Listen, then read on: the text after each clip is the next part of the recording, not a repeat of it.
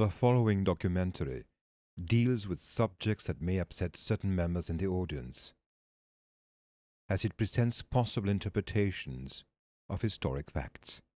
The conclusions presented here are a matter of opinion. The evidence is real.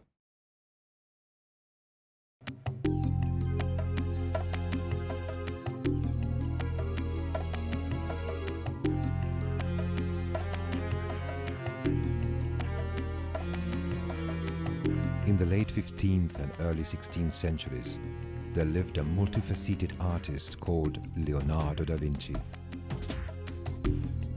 His work traced out hidden roads and left behind crucial keys, barely visible secrets in the dark language of symbols. This rebelliousness would lead Leonardo to the edge of irreverence. To retrace Leonardo's steps, we must take a most curious path, a path full of signs that allow us to understand his pagan devotion.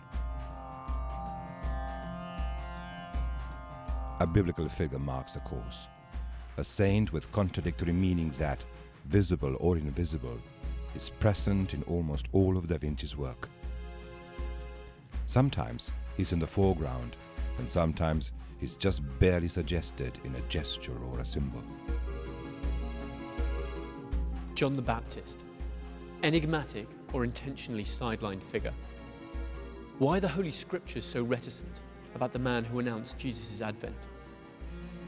Why did Leonardo put him in almost all his work? What was he trying to say by his presence?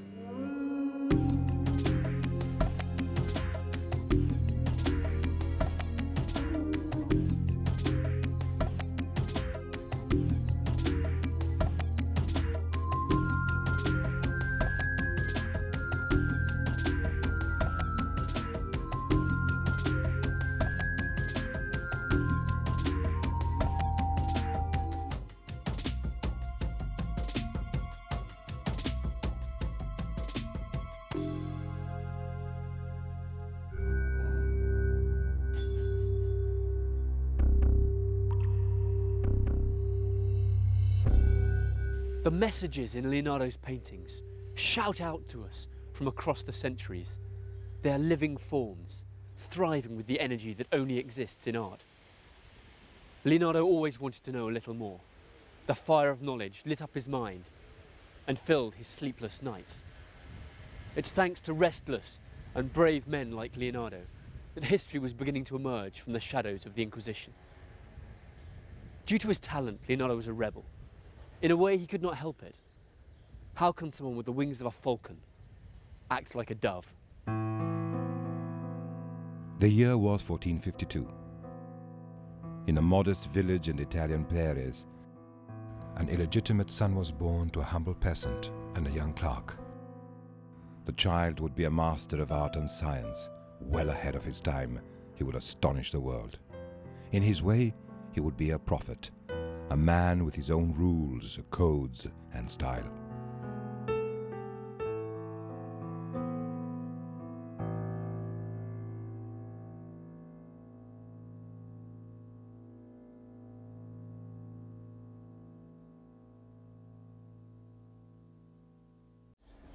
Europe at that time was plagued by sects, satanic rituals and witchcraft. Heir to a Middle Ages just barely over, heaven and hell seemed to be fighting it out in every corner. In the name of God, the Holy Inquisition imposed fire and torment on anyone even vaguely suspected of heresy.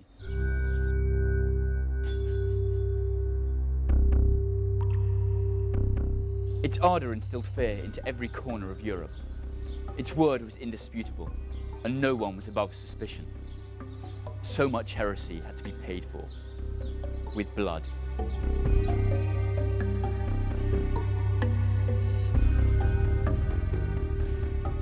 Of course, so much repression meant continuous and equally exaggerated opposition. Satanic cults, obscene rites, and disdain for God were the perfect setting for the secret societies of the day. These secret sects were ripe for anything diabolic: sexual excess, animal sacrifice, hypnotic trance, and above all, the desecration of the divine.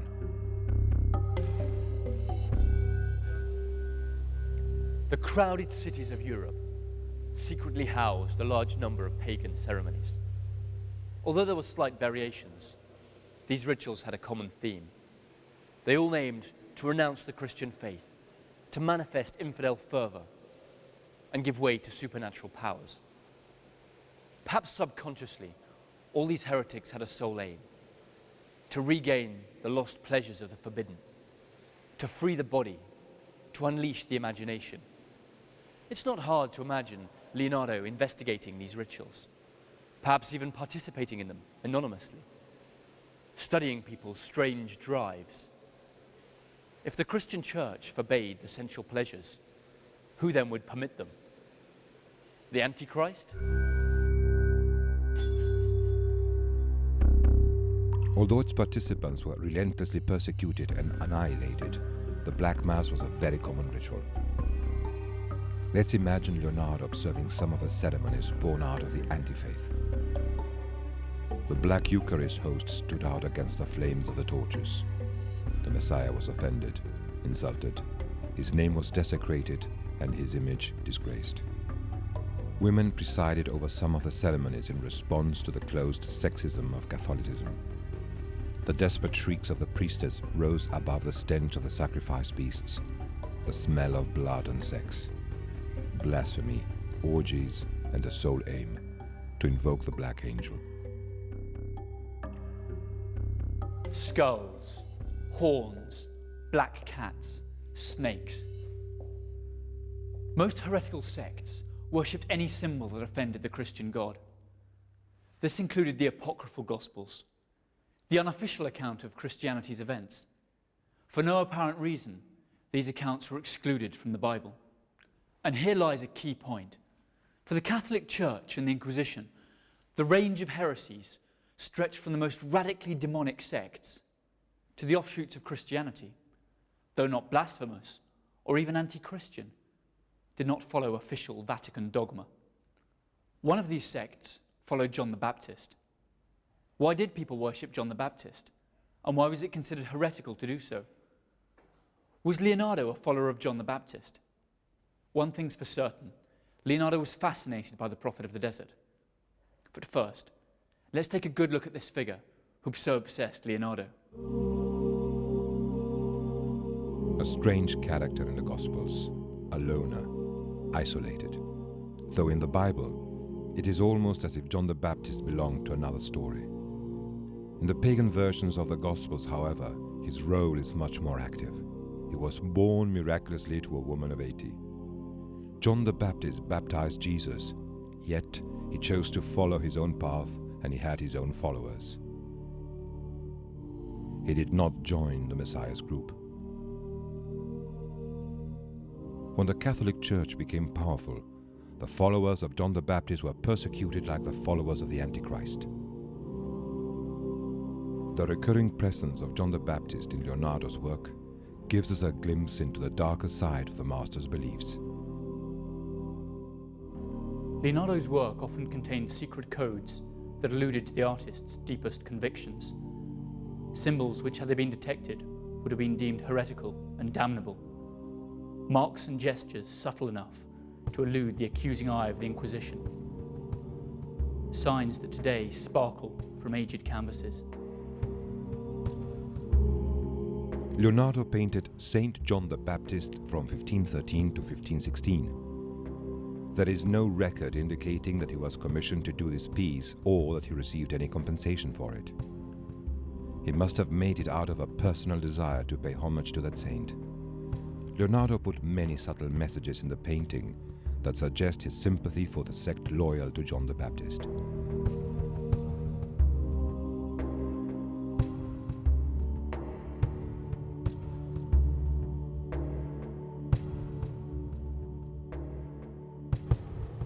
John's image is captivating.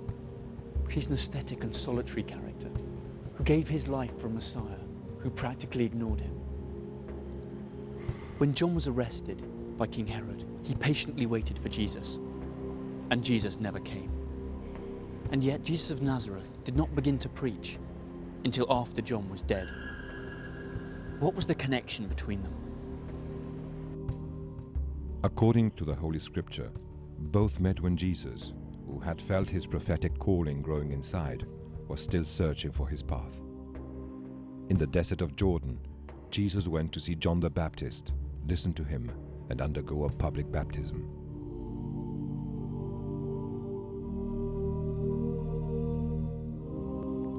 Herod's soldiers, Samaritans, Levites from Jerusalem, and even Arabs stopped there on their camels, all gathered to hear the voice clamoring in the desert. Jesus and John, two young prophets face to face, the penetrating look of one on the unwavering eyes of the other. And hanging above the crowd was a question that would live on in the confines of heresy. Who was the true Messiah? John the Baptist died tragically at the hands of Herod. Hypnotized by Salome's dance, King Herod found himself prisoner to his promise. "Ask for whatever you wish," he told the dancer. "I want the head of John on a silver platter," she replied.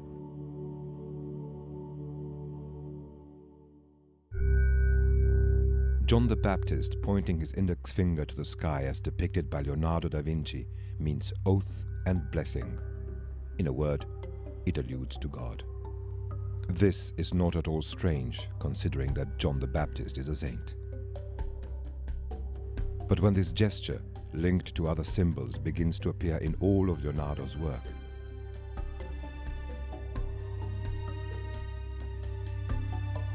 even in paintings that have no relation to John the Baptist,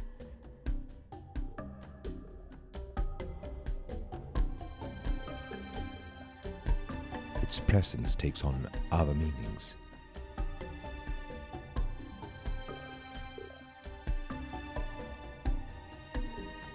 Some of them not at all orthodox.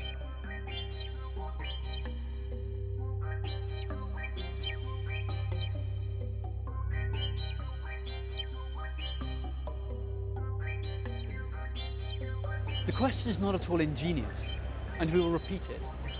Why was Leonardo so determined to evoke John the Baptist in work that bore no relation to him? Let's take a look at the real importance that Leonardo gave John the Baptist.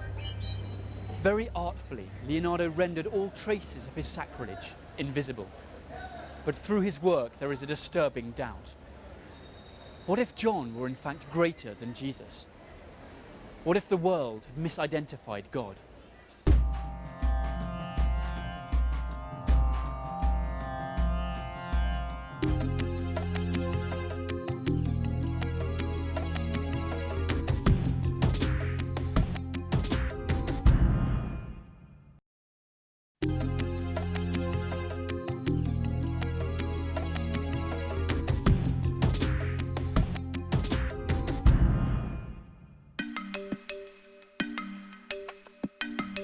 The Madonna of the Rocks is one of the pieces that made Leonardo one of the most important artists in the world. At first glance, there is nothing strange about it, but let's delve into its mysteries to try and prove once again that confusion has a tight grip on messages that we still cannot decipher. The scene is set during the time when Joseph and Mary are fleeing to Egypt with Jesus to escape Herod, who has given the order to kill all newborn boys under 2 years old. The painting depicts the Virgin Mary, the baby Jesus, John the Baptist, also as a baby, and the angel, Uriel. Here the Virgin Mary, Saint John the Baptist and Jesus as small children, and an angel are portrayed in a cave. Thus, the name of the painting, the Virgin of the Rocks. A very young-looking Mary, in a dark blue dress, is seated at the center of the composition.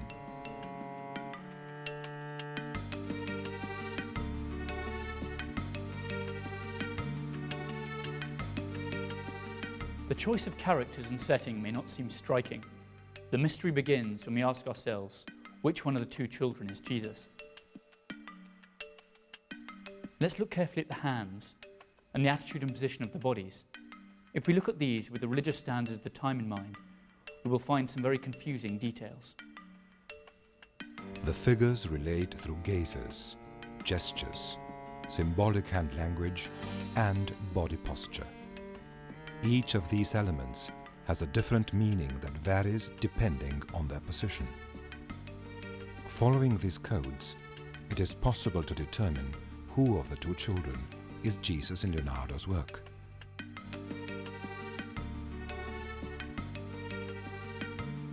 In pictorial work from the Renaissance, hands were often almost as expressive as faces. In Christian figures particularly, there was a strict codification about the language of hands. This fact offers certain certainties about the Madonna of the Rocks, certainties that unfortunately only serve to confirm the impossibility of understanding the piece as a whole. The index and middle finger of the hand of the child on the right are extended in a gesture that indicates that he is blessing the other. It follows that the child on the right is Jesus, given the attitude of the other child, hands joined in an expression of adoration and acceptance. It follows, then, that the child on the left is John the Baptist. According to the language of the hands, Jesus is blessing John the Baptist, who is receiving the blessing reverently. This scene would not be particularly striking if it were not for the way that the painter relates the characters he depicts. Strangely enough, John the Baptist is protected by Mary, who looks at him lovingly.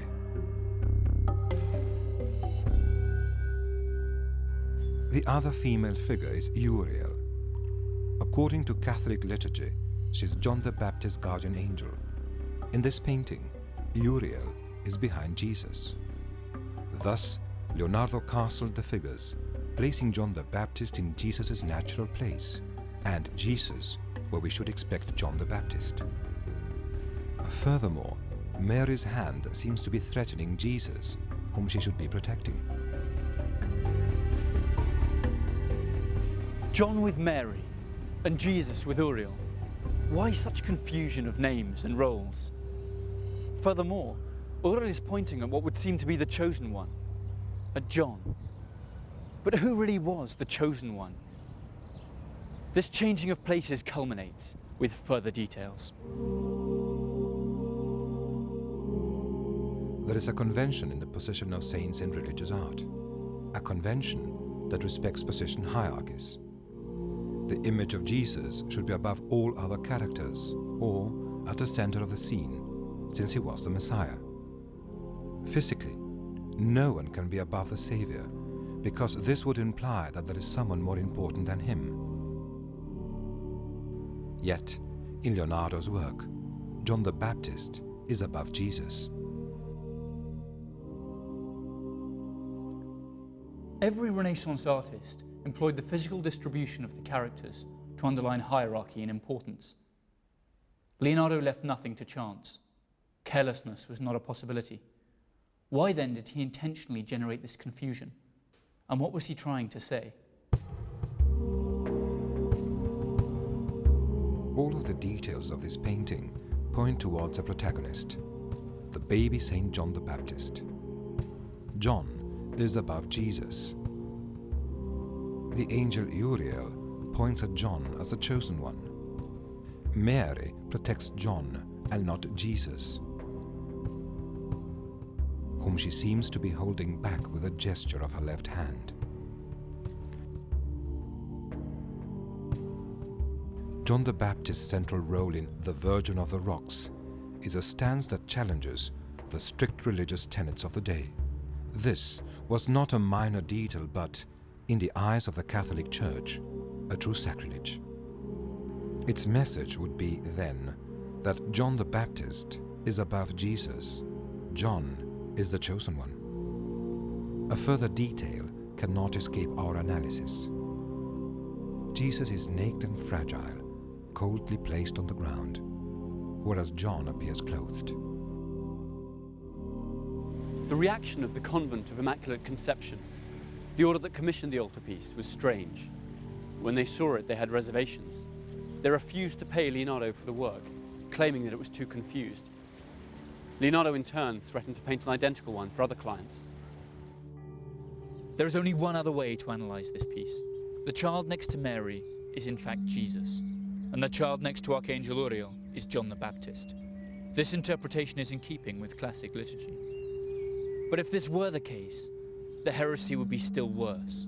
Jesus would be kneeling adoringly before John the Baptist, who would be blessing him. In the end, Leonardo painted another version of the Virgin of the Rocks, but 20 years after the first, supposedly to clarify the confusion around the children and to position them more in agreement with the conventions of the day. Nevertheless, the new version of the painting did not settle the problem, and once again, Leonardo swapped the characters.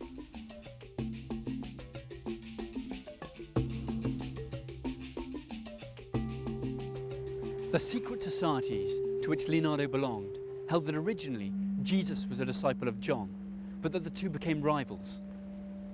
Later, the apostles, and particularly Paul, consolidated Jesus' position as the true Messiah. It is known that John was widely respected and popular, and that his followers founded their own church, a church that is never mentioned in the official texts. Can we really believe that it is a coincidence that the Gospels trimmed down the story of John the Baptist, given how important he was in Palestine at the time?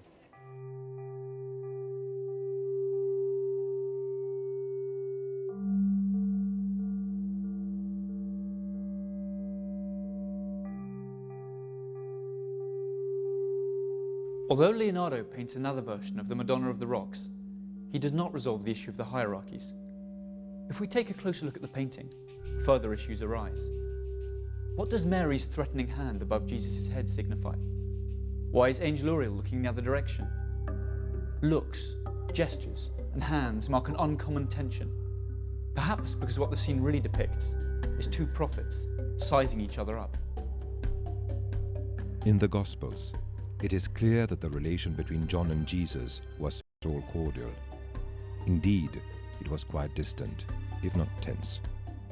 John recognized Jesus as the Savior, but later, in jail, he waited in vain for Jesus to visit him, and his faith wavered. When asked about John, Jesus said he was an old wineskin, unfit to hold new wine, meaning the Word of God. John was an ascetic, whereas Jesus accepted the offerings befitting a Son of God. The Christian Church persecuted followers of John's doctrine until their almost complete extinction.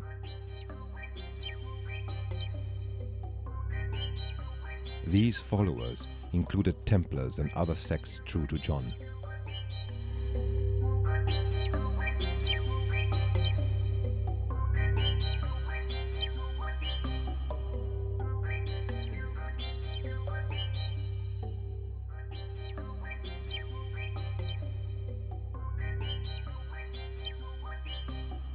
All were soon accused of heresy.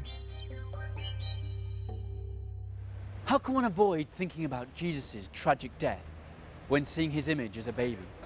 The man who preached love was tortured until he almost lost judgment and rebuked God the Father for forsaking him.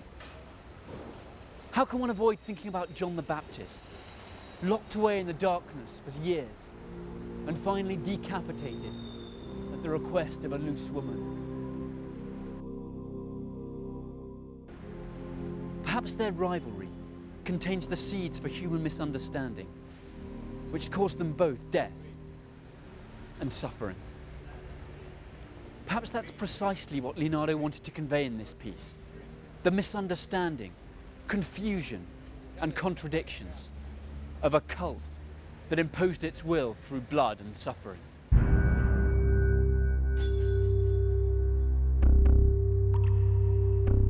Underground sects dedicated to John the Baptist, Mary Magdalene, and others were relentlessly persecuted by the Inquisition. Members of these groups were forced into hiding, but many kept the faith and, in order to maintain the rituals, formed secret societies.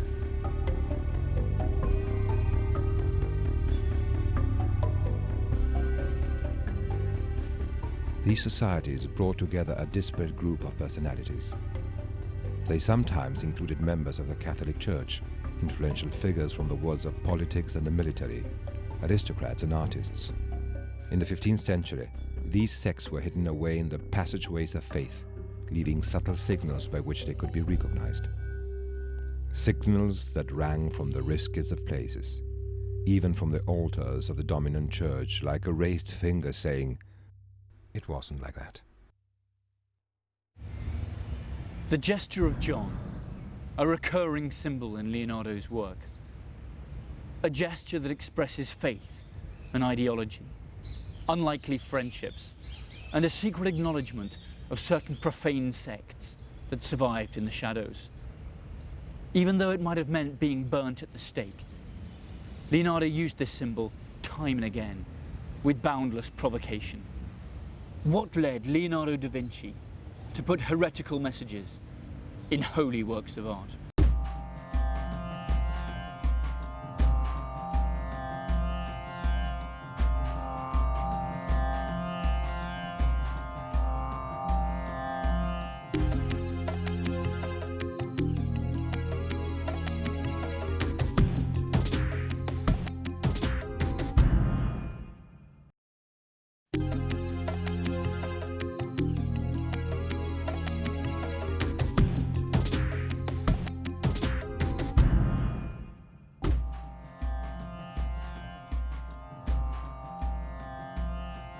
At the end of the 19th century, the pages of an old manuscript were found amongst the dusty relics of Europe.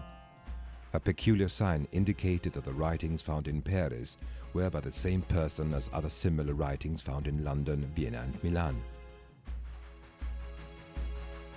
This sign, a feverish script written from right to left, became the unmistakable mark of a restless and enigmatic being.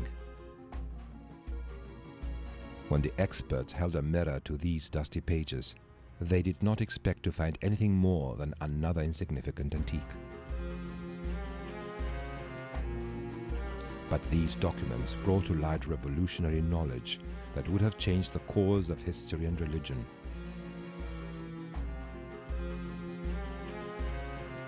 The author named himself frequently by writing Io, Leonardo da Vinci. When these 500 pages were deciphered, the 1,000 facets of Leonardo da Vinci shone forth as if from a prism. Each facet of his personality gave a new surprise. This was when it became clear that far from being the official artist of Christianity, Leonardo's versions of sacred events were full of pagan symbology, even in works commissioned by the church itself. From these pages, the nuances of history's most important personality became clear. An artist conceived almost by accident in a furtive encounter between Caterina, a poor peasant girl, and Piero da Vinci, a young aristocrat.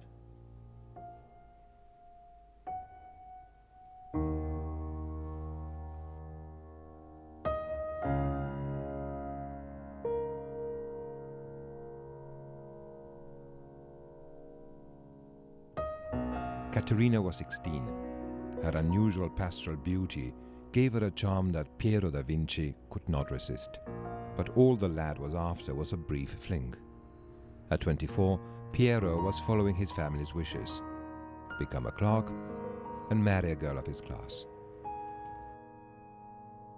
When Caterina told him that she was pregnant, all Piero said was that he was to marry Albiera Amadoro, a 12-year-old girl whose parents were also clerks.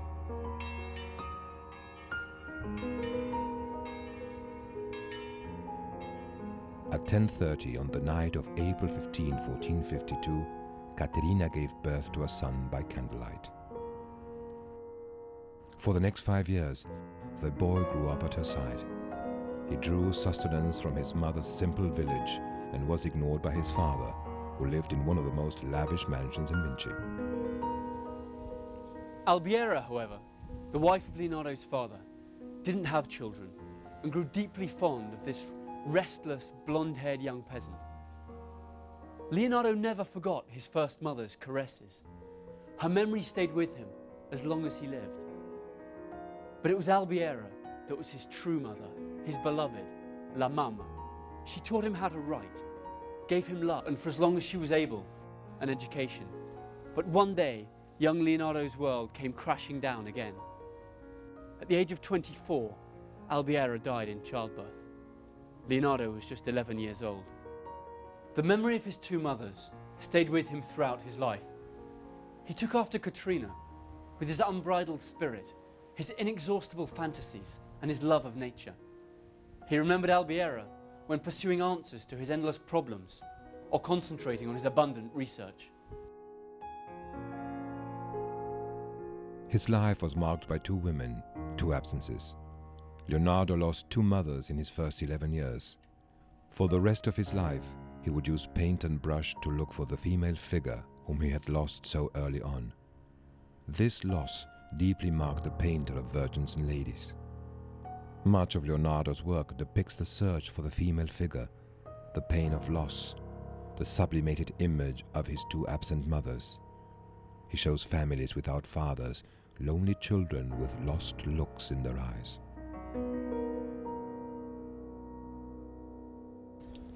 What memories of Leonardo's idyllic world reflect the presence of two mothers taking care of him? A world dominated by women, or perhaps dominated by the abyss left in their absence, an absence he tried to cover with his art.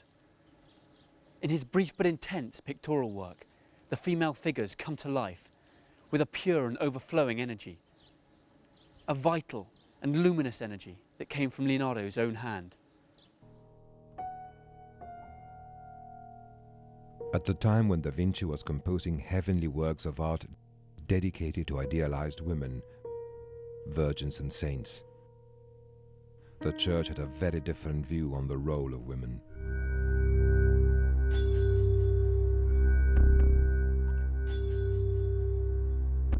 At that time, the Holy Inquisition was circulating the bloodiest publication in its history, The Witch's Hammer.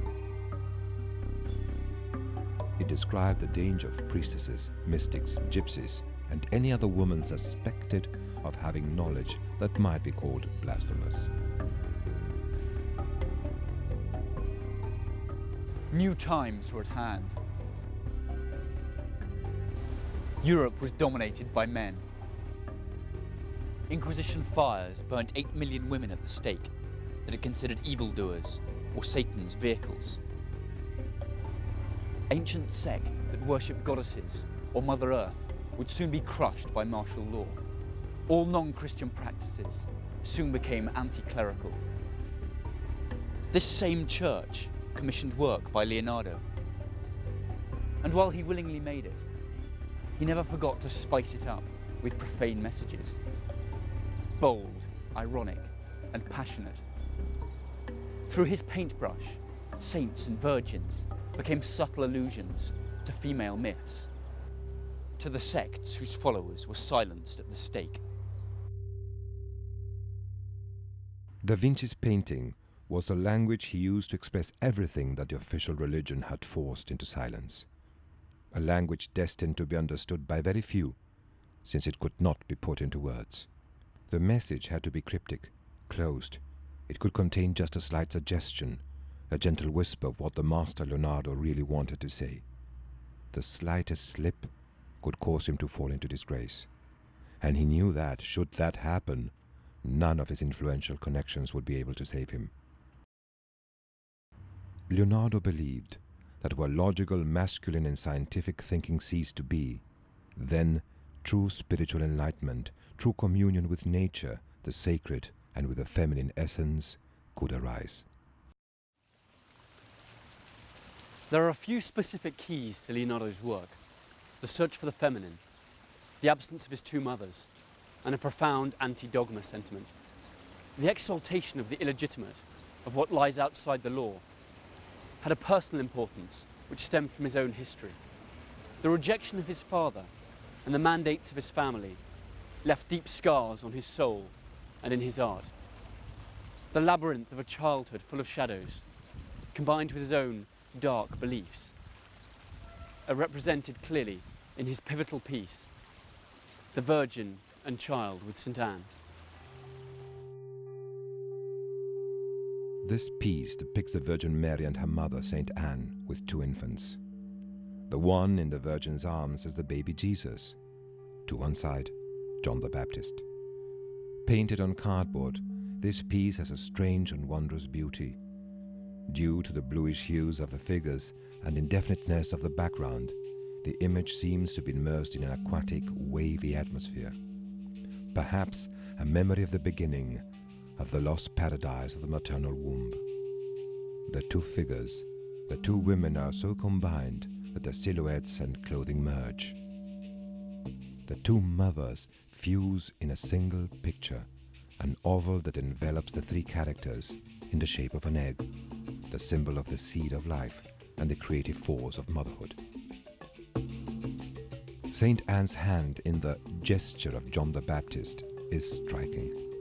Firm, solemn, serious. This gesture announces, indicates, warns. But in this case, the gesture of John is exaggerated, displaying an unusual determination.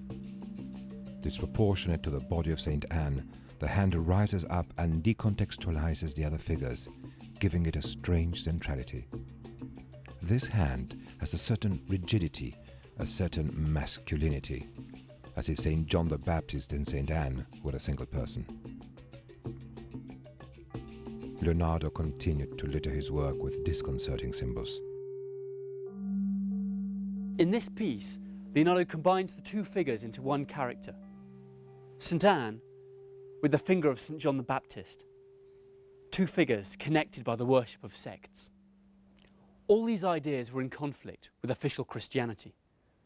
Leonardo created labyrinths, inexplicably unfinished works, composite figures in religious pieces, enigmatic smiles, changing the positions of figures, mothers, repeated gestures. In almost all of Leonardo's religious work, John's gesture or another symbol of John are present, almost like a second signature, like a subtle wink that constantly reminds us of his true thinking, a subtle signal to his secret mates.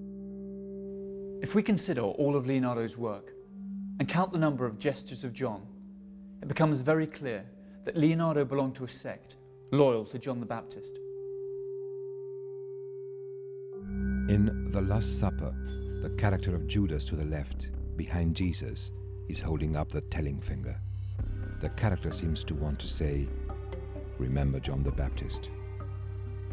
In Adoration of the Magi, there is an imperceptible, minimal gesture of John at the center of the scene.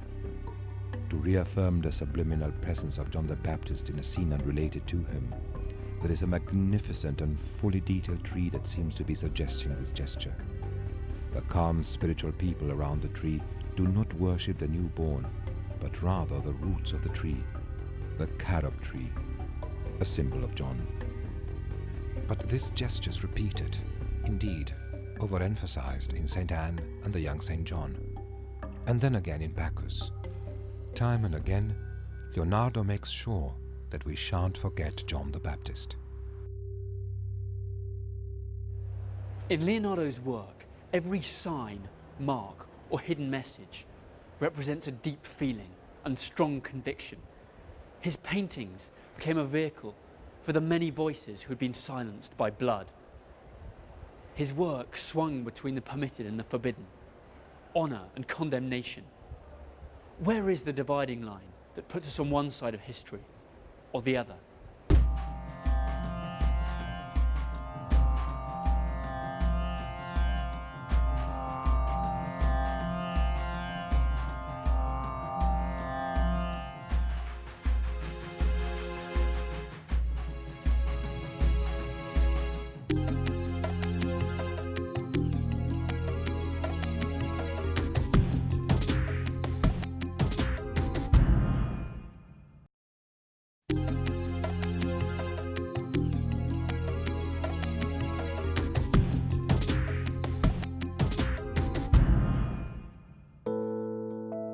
A small element that will expand swiftly will be born, and that element will have no respect for created things. Indeed, thanks to its power, it will have the ability to make all things transform their essences. Leonardo da Vinci. Pagan or Christian, a duality that has pervaded the history of the faith. Thanks to it, people gave Christian names to their ancient gods. Likewise, in many parts of the world, people still make crosses out of salt to ward off lightning during a storm, or put an image of St. George on the back of their door to protect their houses. Due to it, we still cross ourselves when we see an owl. What is the limit of the pagan? And does this limit really exist in the human spirit? The elegant city of Florence was so devoted to St. John the Baptist that he was named the patron saint of the city. Once again, Christian devotion and a wink to paganism were brought together.